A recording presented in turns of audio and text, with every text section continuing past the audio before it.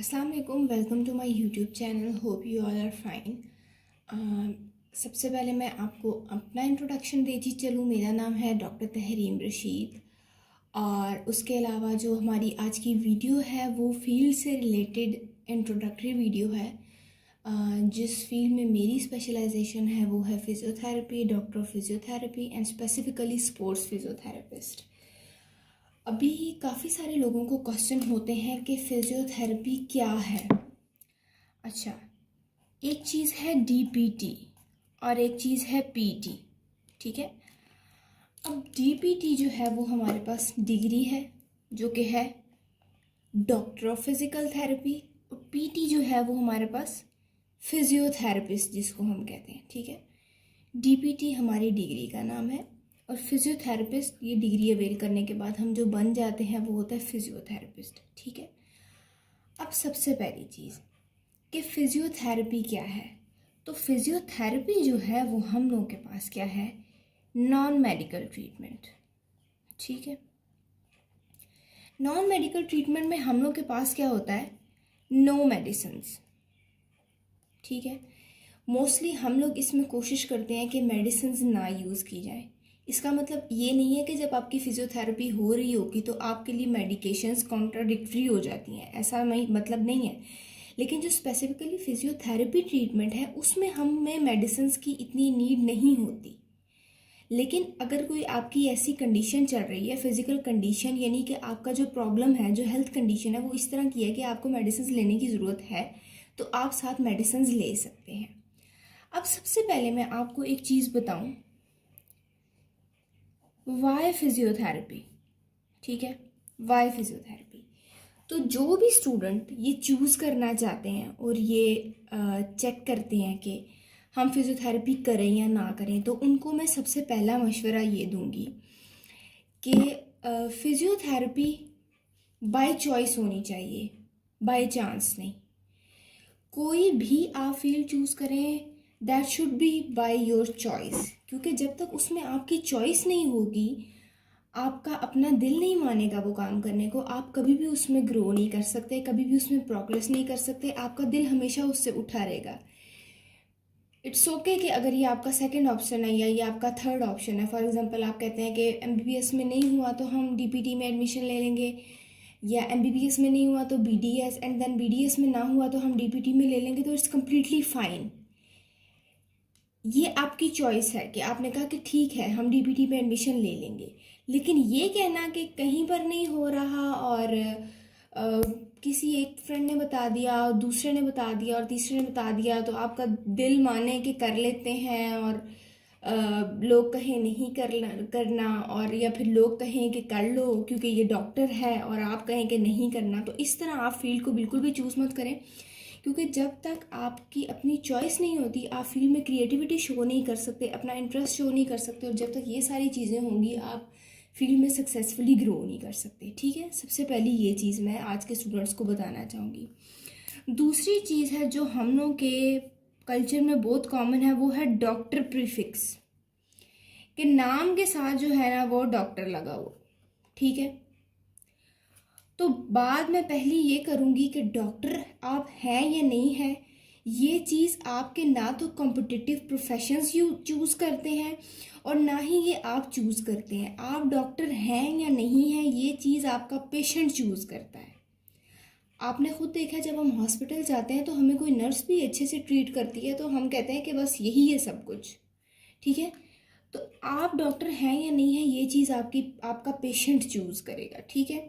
लेकिन इस बात से आपने परेशान नहीं होना, क्योंकि सेकंड गुड न्यूज़ आपके लिए ये है कि जिन लोगों को डॉक्टर प्रीफिक्स की बहुत ज़्यादा टेंशन है, उनके लिए ये है कि जी बिल्कुल आप डॉक्टर प्रीफिक्स यूज़ कर सकते हैं। कोई आपके अगेंस्ट कोई लीगल एक्शन नहीं ले सकता, क्योंकि एचईसी ने हम लोगों को ये अलाउ किया हुआ है, क्योंकि हम लोगों की डिग्री जो है वो एचईसी से है, तो उन्होंने हम लोग को अलाउ किया हुआ है कि हम लोग डॉक्टर का प्रीफिक्स यूज़ कर सकते हैं, ठीक है। और सेकंड थिंग ये है कि जो हम लोग के कोर्सेज़ हैं, मतलब एचईसी ने हमें किस तरह अलाउ किया है कि जो कुछ हम लोग पढ़ते हैं इसमें, अब मैं सबसे पहले आपको चीज़ बताऊं, अगर आपको एमबीबीएस का थोड़ा आइडिया है तो मैं आपको ये बताती हूँ कि फिज़ियोथेरेपी में हम लोग जो सब्जेक्ट हैं, anatomy, physiology, pharma, biochemistry, pathology, ठीक है, मेडिसिन, सर्जरी, ये सारे वो सब्जेक्ट हैं जो मेडिकल वाले लोग भी पढ़ते हैं और हम लोग भी पढ़ते हैं। ऐसा नहीं है कि हम लोग ये सब्जेक्ट्स नहीं पढ़ते। एनाटमी तो फिजियोथेरेपी का जो है ना वो मोस्ट इम्पॉर्टेंट सब्जेक्ट है। जिस बंदे को एनाटमी पर कमांड नहीं होती वो अच्छा फिजियोथेरेपिस्ट नहीं होता, ठीक है। ये चीज़ आप मतलब ये आप देख लें कि ये मेन सब्जेक्ट हैं जो कि एमबीबीएस के भी हैं। इसके अलावा भी उनके बहुत मेन सब्जेक्ट्स होते हैं। मैं ये नहीं कह रही कि इसके अलावा उनके कोई सब्जेक्ट्स नहीं है, लेकिन मैं आपको ये बताना चाह रही हूँ कि एक फिजियोथेरेपिस्ट भी ये सब्जेक्ट पढ़ता है, ठीक है।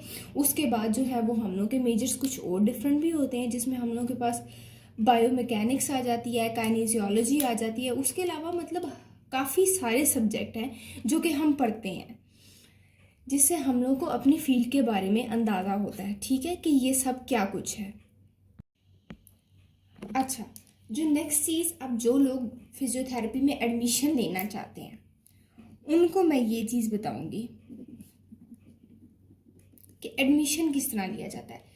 तो फिजियोथेरेपी जो है वो करवाई जाती है गवर्नमेंट कॉलेजेस में भी करवाई जाती है, जो कि यूएचएस के अंडर आ जाते हैं, और काफ़ी सारे प्राइवेट इंस्टीट्यूट्स हैं जो कि करवा रहे हैं। जब आप कोई प्राइवेट इंस्टीट्यूट चूज़ करें तो सबसे पहले उसकी आप लोगों ने देखना है कि वो किस तरह का इंस्टीट्यूट है, वो एचईसी से एफिलिएटेड है कि नहीं। आप एचईसी की वेबसाइट पे चले जाएँ, वहाँ पे उनके एफिलिएटेड इंस्टीट्यूट्स खोल लें तो उनकी एफिलिएटेड इंस्टीट्यूट्स जो हैं उनकी लिस्ट आ जाती है। अगर वो इंस्टीट्यूट आपका एफिलिएटेड है, अब जो तो इंस्टीट्यूट्स एफिलिएटेड हैं उनमें आप बेगम होकर एडमिशन लें, कोई इशू नहीं है।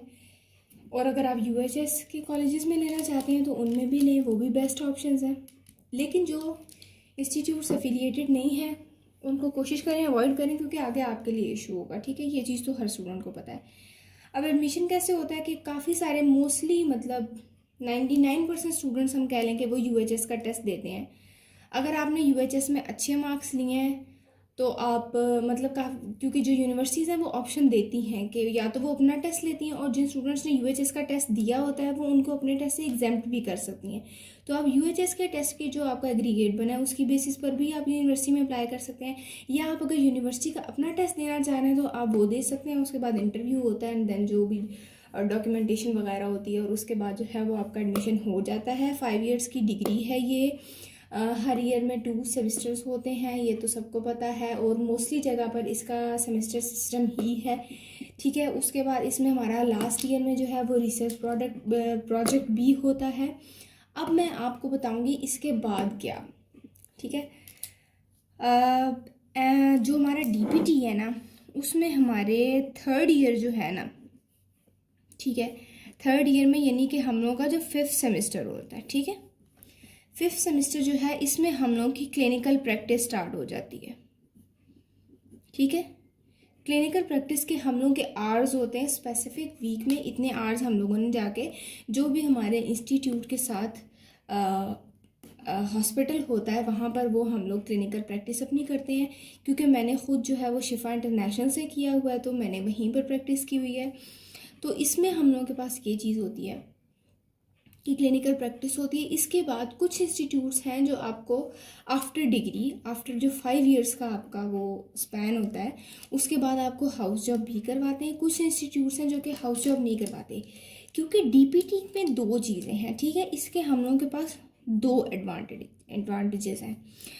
फर्स्ट हम लोगों के पास ये है कि अगर तो आप लोगों ने हाउस जॉब नहीं की तब भी आपको डिग्री मिल जाएगी, ठीक है। एमबीबीएस की तरह हाउस जॉब आपकी डिग्री का पार्ट नहीं है, लेकिन ये जो क्लिनिकल प्रैक्टिस मैंने बताई है ये आपकी डिग्री का पार्ट है, ये आपको करनी पड़ती है।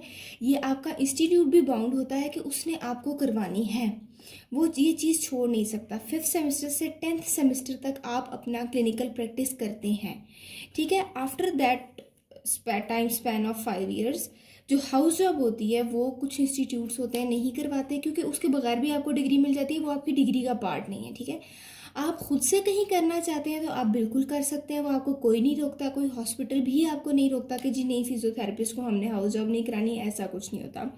सेकंड चीज़ हम लोगों के पास ये होती है कि फिजियोथेरेपिस्ट आफ्टर डीपीटी, ठीक है, विदाउट स्पेशलाइजेशन, आपने अगर स्पेशलाइजेशन नहीं की, आपके पास जस्ट आपकी 5 इयर्स की डिग्री है, तो आप आराम से अपना क्लिनिकल खोल सकते हैं, अपना पर्सनल फिजियोथेरेपी सेटअप खोल सकते हैं। आपको लीगली अलाउ है, कोई आपको मना नहीं करेगा। बिल्कुल ज़रूरी नहीं है कि कोई आपको पेशेंट रेफ़र करे, आप डायरेक्ट पेशेंट भी ले सकते हैं, ठीक है। ये बहुत मेन इंपॉर्टेंट चीज़ है जिसकी लोगों को अवेयरनेस होनी चाहिए, और जो लोग इस फील्ड में आते हैं उनको इस चीज़ पर फोकस करना चाहिए कि हम लोग विदाउट रेफरेंस पेशेंट देख सकते हैं, हम लोग खुद पेशेंट देख सकते हैं, ठीक है। कोई हम पर लीगल एक्शन हमारे अगेंस्ट नहीं कर सकता, क्योंकि हमें ये चीज़ HEC ने अलाउ की हुई है, ठीक है। जिस तरह के आप काफ़ी सारी फील्ड देख लें, उनमें स्पेशलाइजेशन के बगैर आप कुछ नहीं कर सकते, लेकिन फिजियोथेरेपी ऐसी फील्ड है कि आप स्पेशलाइजेशन अगर ना भी करें तो आप कर सकते हैं, लेकिन बेस्ट है कि आप स्पेशलाइजेशन कर लें। जिस तरह आपके पास ज़्यादा नॉलेज होगा वैसे वैसे आपको ज़्यादा फ़ायदा होगा, ठीक है। इसके बाद मैं आपको बताती हूँ स्पेशलाइजेशन, ठीक है। स्पेशलाइजेशन जो है वो हम लोगों की स्पेशलाइजेशन जो है हम लोग के पास काफ़ी सारे इसमें ऑप्शंस हैं, ठीक है। अब मैं आपको बताती चलूँ हम लोग के पास इसमें क्या ऑप्शंस हैं। ऑर्थोपेडिक मैनुअल फिजियोथेरेपी, ठीक है, न्यूरो फिजियोथेरेपी, ठीक है, स्पोर्ट्स फिजियोथेरेपी, ठीक है, कार्डियोपल्मोनरी फिजियोथेरेपी, ठीक है, गायनी, ठीक है, पीडियाट्रिक्स। इसके बाद हम लोग के पास आ जाता है speech and language physiotherapy.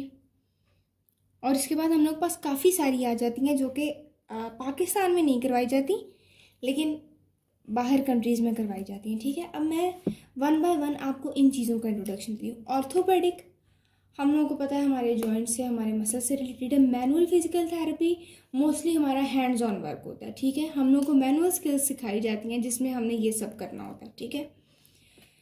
Neuro में क्या होता है, फॉर एग्जांपल न्यूरो का सबको पता है क्या होता है। जो लोग मेडिकल फील्ड में जाना चाहते हैं उनको इस चीज़ का इंट्रोडक्शन तो होगा, लेकिन मैं जस्ट आपको बताना चाहती हूँ कि फिजियोथेरेपी से उसका क्या रिलेशन है। तो न्यूरो का फिजियोथेरेपी से ये रिलेशन है कि फॉर एग्जांपल कोई पेशेंट है जिसको स्ट्रोक हो गया है, ये मैं जस्ट 1-2 ऑप्शंस आपको बता रही हूँ, इसमें 1000 ऑप्शंस भरे पड़े हैं, ठीक है। एक पेशेंट है जिसको स्ट्रोक हो गया है, स्ट्रोक जिसको हम फॉलेज कहते हैं, उस पेशेंट की फिजियोथेरेपी होगी, ठीक है। मोस्टली पेशेंट जो होते हैं उनको स्ट्रोक इस लेवल का होता है कि वो 3rd to 4th डे जो है ना वो कॉन्शियस हो जाते हैं। ऑन बेड उनकी फ़िज़िकल थेरेपी स्टार्ट की जाती है ताकि उनके जॉइंट स्टिफ ना हो, उनके मसल वीक ना हो। और जिन हॉस्पिटल्स में इन प्रोटोकॉल्स को सही फॉलो किया जाता है उनमें जब तक आपका पेशेंट अपने बेड से उठकर वॉक नहीं शुरू करता, बेशक वो असिस्टेंस के साथ, बेशक वो हेल्प के साथ किसी की वॉक करे, जब तक पेशेंट वॉक नहीं शुरू करता पेशेंट को डिस्चार्ज नहीं किया जाता, ठीक है। स्पोर्ट्स फिजियोथेरेपिस्ट का क्या काम है। अब जैसे मैं स्पोर्ट्स फिजियोथेरेपिस्ट हूँ तो मैं आपको बताऊँगी कि अब फॉर एग्जांपल हम लोग स्पोर्ट्स क्लब में काम करते हैं, तो इसमें सबसे पहले ये चीज़ आ जाती है कि जो प्लेयर्स आते हैं, जो प्लेयर्स सिलेक्ट होते हैं, हम उनकी बॉडी बायोमैकेनिक्स देखते हैं, ठीक है, बॉडी के एंगल्स देखते हैं, उनकी वॉक देखते हैं, उनकी रनिंग देखते हैं। कोई टेनिस प्लेयर है तो उनकी एल्बो के एक्शंस देखेंगे, क्रिकेट वाले हैं तो उनकी एल्बो के एंगल्स देखेंगे। मतलब ये सारी चीज़ें ये एग्जामिनेशन में आ जाती हैं, ठीक है, विदाउट एनी इंजरी। उसके बाद अनफॉर्चुनेटली अगर कोई स्पोर्ट्समैन या कोई स्पोर्ट्स वुमेन इंजर्ड हो गई है तो जो इंस्टेंट उनको एड चाहिए होती है वो फिजियोथेरेपिस्ट प्रोवाइड करता है। इंजरी ठीक होने के बाद जो उनका रिकवरी पीरियड होता है उस सारे को फिजियोथेरेपिस्ट देखता है, क्योंकि उनको वापस उस जगह पे लाना होता है। क्योंकि आपको पता है स्पोर्ट्समैन की जो ट्रेनिंग होती है वो इस लेवल की होती है कि अगर वो एक दिन भी गैप ले लें तो उनको काफ़ी ज़्यादा लॉस हो जाता है। उसके बाद हम लोग पास कार्डियोपल्मोनरी फिजिकल थेरेपी आ जाती है। कार्डियोपल्मोनरी फिजिकल थेरेपी जिस तरह हम लोग को नाम से पता चल रहा है, कार्डियो हार्ट, पल्मोनरी लंग्स, इसमें हम हार्ट और लंग्स के इश्यूज़ को देखते हैं। लंग्स में हम लोग के पास काफ़ी सारी चीज़ें आ जाती हैं। फॉर एग्जांपल किसी को इन्फेक्शन हो गया है, मतलब 1000 चीज़ें आ जाती हैं जिसमें उनकी जो है वो रिस्पायरेशन, उनकी ब्रीदिंग जो है वो इफ़ेक्ट हुई है, पेशेंट के लिए ब्रीदिंग एक्सरसाइजेज होती हैं, ब्रीदिंग टेक्निक्स होती हैं, जिसकी वजह से उनकी ब्रीदिंग इम्प्रूव कराई जाती है, उनको वॉक कराई जाती है, पहले लाइट लेवल की एक्टिविटीज़ कराई जाती है कि उसमें हम देखते हैं कि पेशेंट को जो है वो शॉर्टनेस ऑफ ब्रेथ तो नहीं हो रही, इस तरह की चीज़ होती हैं। कार्डियो में अब फॉर एग्जांपल मैं आपको जस्ट एक छोटी छोटी एग्जांपल दे रही हूँ, ये एरियाज़ बहुत वास्ट हैं। जब एक बंदा इनमें जाता है और इनको पढ़ता है तो उसको आइडिया होता है कि ये चीज़ कितनी वास्ट है। मैं जस्ट आपको एक एग्जांपल दे रही हूँ ताकि आपको थोड़ा सा इंट्रो पता चले। अब जिस तरह कार्डियो है, फॉर एग्जांपल इसमें कैबेज का पेशेंट है जिसका बाईपास होना है, जिसको हम बाईपास हार्ट बाईपास सर्जरी कहते हैं। बाईपास सर्जरी से पहले भी पेशेंट को प्रिपेयर किया जाता है, उसकी कुछ एक्सरसाइजेस करवाई जाती हैं जिसकी वजह से उसकी ब्लड सर्कुलेशन ठीक हो जाएगी, ब्रीदिंग एक्सरसाइज करवाई जाती हैं। आफ्टर बाईपास जो है वो even after 1 day of that surgery जो है वो पेशेंट को ब्रीदिंग एक्सरसाइजेस करवाई जाती हैं। पेशेंट का जो चेस्ट कंजेशन हो जाती है वो रिजॉल्व कराई जाती है, पल्मोनरी में भी चेस्ट कंजेशन रिजॉल्व कराई जाती है, ब्रीदिंग एक्सरसाइजेस करवाई जाती हैं। कार्डियो वालों को भी ब्रीदिंग एक्सरसाइज करवाई जाती हैं, इनको भी वॉक करवाई जाती है चेक करने के लिए कि पेशेंट जब तक वॉक करे इसको शॉर्टनेस ऑफ ब्रेथ ना हो, बेशक वो हेल्प के साथ वॉक कर रहा है, और पेल्पिटेशंस ना हो, यानी कि हार्ट बीट तेज़ ना हो, इतनी तेज़ कि पेशेंट खुद फील कर सके। जब तक ये चीज़ें नॉर्मल हो जाती हैं उसके बाद पेशेंट को डिस्चार्ज किया जाता है। और आफ्टर दैट भी आप लोगों के जो हैं वो ओपीडी में सेशंस होते हैं जिसमें पेशेंट्स की कार्डियो ट्रेनिंग कराई जाती है। इसके बाद गायनी आ जाती है। गायनी में जो है वो वुमेन हेल्थ से रिलेटेड जितनी भी चीज़ें हैं उनको देखा जाता है, ठीक है। मतलब वो सब चीज़ें अब हम लोगों को देखने में तो लगता है कि कार्डियो में क्या काम होगा फिजियोथेरेपिस्ट का, न्यूरो में क्या होगा, बोलने वाले तो यही बोलते हैं, लेकिन जब तक बंदा इन फील्ड्स में आता है तब उसको पता चलता है। पीडियाट्रिक्स बच्चों का होता है, फॉर एग्जांपल कोई बच्चा है उसकी जॉइंट मूवमेंट ठीक नहीं है। अक्सर बच्चे होते हैं अगर कोई फॉर एग्जांपल नॉर्मल बच्चा है जिसको एक फ्रैक्चर हो गया, आपको पता है बच्चे गिर जाते हैं, एक फ्रैक्चर हो गया तो जितने टाइम वो उसको लगा रहेगा उसकी मसल वीकनेस हो जाएगी, या अगर टांग पे है तो उसकी गेट यानी कि उसका जो वॉकिंग पैटर्न है वो डिस्टर्ब हो जाएगा, वो सब कुछ ठीक कराया जाता है, मसल स्ट्रेंथनिंग करवाई जाती है। अभी पेशेंट है फॉर एग्जांपल सीपी के या डाउन सिंड्रोम जो है, सीपी जो कि सेरेब्रल पाल्सी, काफ़ी लोगों को पता होगा, काफ़ी को नहीं पता होगा, आप लोग सर्च करके देख सकते हैं। मतलब जिन भी पेशेंट्स की जो है मूवमेंट्स डिस्टर्ब होती हैं उनको अलाइन करवाया जाता है, मसल स्ट्रेंथनिंग करवाई जाती है, उनको ऐसी एक्सरसाइज बताई जाती हैं कि फॉर एग्जांपल अगर वो चल नहीं भी सकते तो उनके जॉइंट्स स्टिफ ना हों।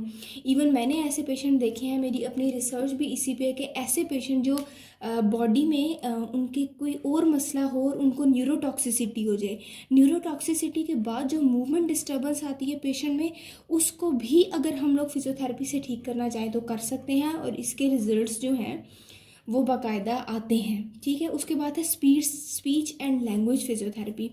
तो SLP ये किस लिए होती है कि अभी फॉर एग्जांपल कुछ लोग होते हैं काफ़ी सारे, अब जिस तरह स्ट्रोक के पेशेंट्स मैंने आपको बताए हैं, CP चाइल्ड्स आपको बताए हैं, डाउन सिंड्रोम के चाइल्ड्स हैं, न्यूरोटॉक्सिसिटी का पेशेंट है, स्ट्रोक में और भी काफ़ी सारी टाइप्स आ जाती हैं वो पेशेंट हैं।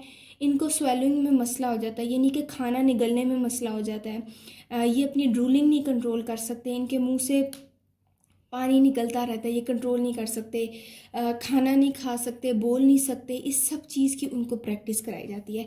अब ये जितना मैंने आपको बताया इससे आप लोग देख सकते हैं कि हम लोग की फील्ड कितनी वास्ट है, ठीक है। और जो सबसे बड़ी चीज़ जो हम लोगों के पास मिसकंसेप्शन बनी हुई है, जो कि काफ़ी सारे लोग जिनको आइडिया नहीं होता फील्ड का, वो लोग ये चीज़ें फैला देते हैं, तो वो हम लोगों के पास मिसकंसेप्शन क्या है, मालशी, ठीक है।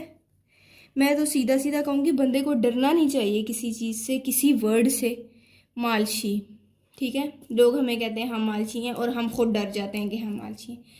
तो ये जितनी चीज़ें मैंने आपको बताई हैं, ये जितनी चीज़ें मैंने आपको बताई हैं, इसमें कहीं पर एक जगह भी आपको मालिश नज़र आई है, ठीक है। हमने खुद जज करना होता है अपनी चीज़ों को। जब हम किसी फील्ड में होते हैं तो हमने अपनी फील्ड को खुद डिफेंड भी करना होता है, और ख़ुद अगर हम लोग सेटिस्फाई हैं कि हमारी ये इस सारी चीज़ में, जो कि इतनी एक एक फील्ड इतनी वास्ट है, इसमें कहीं मालिश का लफ्ज़ नहीं है, मालिश कोई हमारी ट्रीटमेंट टेक्निक नहीं है, तो हम इस वर्ड से क्यों डरें, ठीक है। हमें इस वर्ड से डरने की कोई ज़रूरत नहीं है। आप 5 इयर्स का DPT कर लें, आप 2 इयर्स की स्पेशलाइजेशन कर लें, आप अपनी रिसर्चेस कर लें, आप अपनी क्लिनिकल प्रैक्टिस कर लें, आप अपनी हाउस जॉब्स कर लें, आप अपनी जॉब्स कर लें, आपको कहीं पर कोई ऐसा पेशेंट नहीं नज़र आएगा जिसकी आपको मालिश करनी पड़े। कोई हमारा ट्रीटमेंट प्रोटोकॉल ऐसा नहीं है जिसमें हमने ऑयल लगा के पेशेंट की मालिश करनी है। ठीक है, हो गया इस चीज़ का आपको आइडिया। जिस बंदे को नहीं पता और जो इस तरह के वर्ड यूज़ करता है, जो तो पढ़ा लिखा बंदा होता है, उसको हम समझा सकते हैं। जो डॉक्टर्स हैं, एमबीबीएस डॉक्टर्स, स्पेशलाइज्ड डॉक्टर्स, जो कि हमारी फील्ड से अवेयर हैं, वो ये वर्ड हमारे लिए कभी भी यूज़ नहीं करते। मैंने शिफा इंटरनेशनल में काम किया हुआ है, वहाँ डॉक्टर खुद रेफ़र करता है फिजियोथेरेपिस्ट को। वहाँ ऑर्थोपेडिक डॉक्टर कहता है कि फिजियोथेरेपिस्ट के बगैर हमारा पेशेंट चल नहीं सकता। किसी पेशेंट की नी जॉइंट रिप्लेसमेंट हुई है, हिप जॉइंट रिप्लेसमेंट हुई है, तो वो कहते हैं हमारा पेशेंट नहीं चल सकता। कार्डियो के डॉक्टर्स, पल्मोनरी के डॉक्टर्स कहते हैं कि जब तक फिजियोथेरेपी डिक्लेयर नहीं करेगा हम लोग पेशेंट को डिस्चार्ज नहीं करेंगे। न्यूरो का डॉक्टर यही कहता है। ठीक है, और उसके बाद जहाँ पीड्स और एसएलपी और इनके तो इवन जो पेशेंट के साथ अटेंडेंट्स होते हैं उनको भी पता होता है कि फिजियोथेरेपिस्ट ने ही हमें ठीक करना है। एक्सरसाइज आकर मसल स्ट्रेंथनिंग, जॉइंट मूवमेंट कोई एमबीबीएस डॉक्टर नहीं करवा रहा होता, कोई नर्स नहीं करवा रही थी। उनके अपने अपने रोल हैं। मैं किसी को नहीं कह रही कि कोई अपना रोल किसी का नहीं है, लेकिन मैं बता रही हूँ कि हम लोगों का ये रोल है कि हम लोगों ने उनकी ये चीज़ करानी है। मालिश कहीं पर नहीं है, हमने किसी पेशेंट की मालिश नहीं करानी। ठीक है, ये चीज़ है। तो ये चीज़ें होती हैं कि जिसकी वजह से हमारे स्टूडेंट्स जो हैं, जो नए नए इस फील्ड में आए होते हैं, वो लोगों के कहने की वजह से जो है वो काफ़ी सारे डिसहार्ट हो जाते हैं कि ओ माय गॉड, हम तो मालशी बन गए, हम तो 5 साल पढ़ के मालशी बनेंगे। तो ऐसा कुछ नहीं है। ठीक है, तो ये मैंने अपनी फील्ड का काफ़ी ज़्यादा इंट्रोडक्शन दे दिया है। और इसके अलावा भी अगर आप लोगों के माइंड में कोई क्वेश्चन है, कोई आप पूछना चाह रहे हैं, तो ज़रूर बताएं, मैं उसका ज़रूर कोशिश करूँगी, आंसर दूँगी। और अपना ख्याल रखें। कोई टॉपिक आप समझना चाहते हैं आप बता सकते हैं कमेंट सेक्शन में, मैं वही टॉपिक समझाऊँगी। और उसके अलावा भी मैं डेली बेसिस पर आपके लिए कोई ना कोई टॉपिक्स लेकर आऊँगी जो हमारी फील्ड से रिलेटेड है। ये मैंने सब्जेक्ट्स आपको बताए हैं, ये सब्जेक्ट्स जो आपको बताए हैं, ये सब सब्जेक्ट्स हम पढ़ते हैं। ठीक है, तो ये सब्जेक्ट एमबीबीएस वाले भी पढ़ते हैं, तो हमें भी उसी तरह पढ़ने पड़ते हैं जिस तरह वो लोग पढ़ते हैं। एनाटमी भी हमारे लिए ज़रूरी है, फिजियो भी, मतलब ये सब चीज़ें हमारे लिए ज़रूरी हैं, तभी तो हमें पढ़ाई जाती है। नहीं तो टाइम वेस्ट करने की क्या ज़रूरत है। ये डिग्री जो 5 इयर्स की है, इसको 2 इयर्स में कर दिया जाता, इसको 1 ईयर में कर दिया जाता। अगर ये सारी चीज़ें जो हैं वो हमारे काम की ना होती तो ये हमें ना बताई जाती। ठीक है, तो थैंक यू सो मच। अपना ख्याल रखें और फील्ड वही चूज़ करें जिसमें आपका इंटरेस्ट हो। अल्लाह हाफिज़।